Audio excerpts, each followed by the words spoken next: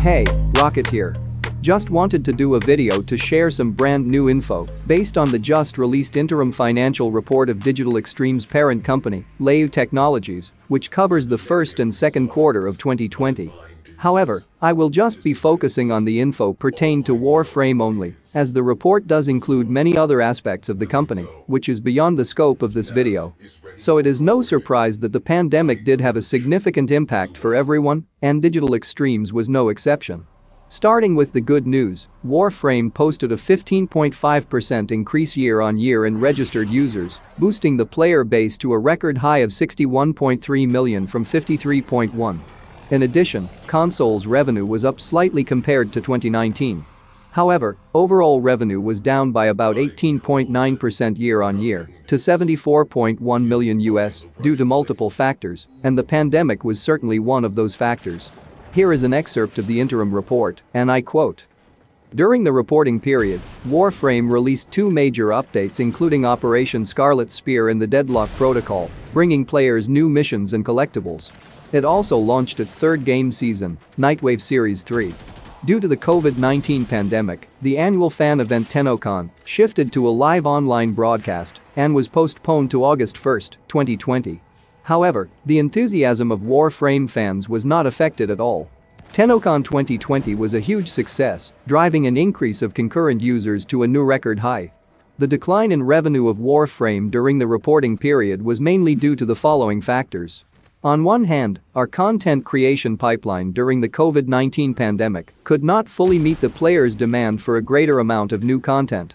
Since the outbreak of the pandemic, home quarantine restrictions have largely increased the free time of entertainment product users, benefiting most games, including premium games offering experiences with a fixed amount of hours, as well as some highly competitive or interactive free-to-play games. However, as Warframe is a content-driven free-to-play game, the content that could be created within a certain period of time is limited. When users' spare time and their demand for new game content increased, Warframe's competitive advantages over other popular games reduced by a certain degree, as the progress of the group's game development team was inevitably affected by home quarantine measures. Meanwhile, the ambitious update Empyrean released in December 2019 fell slightly short of players' expectations due to certain technical issues, thus impacted the revenue of Warframe to a certain extent in the first quarter of 2020. The development team released patch updates regarding Empyrean in March to enhance and elevate the game experience, which turned out to be very well received by players. In addition, we saw a decrease in revenue in China during the transitional period when new cooperation arrangement with Wii game platform was in discussion.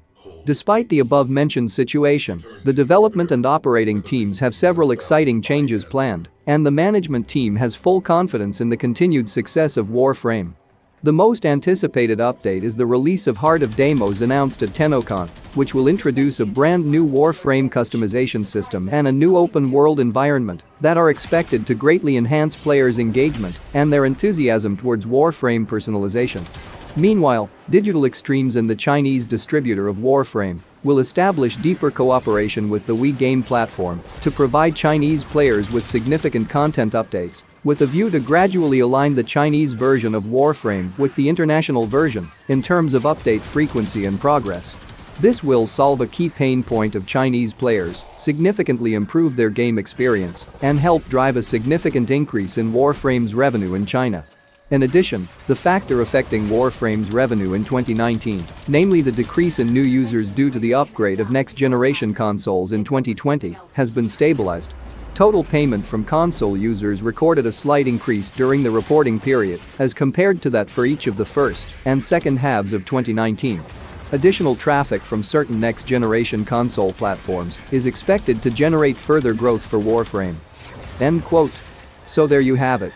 I think the key points are that while the pandemic is certainly a big factor, the launch of the very ambitious Empyrean update did contribute to it due to how complex the system was and the obvious balancing issue.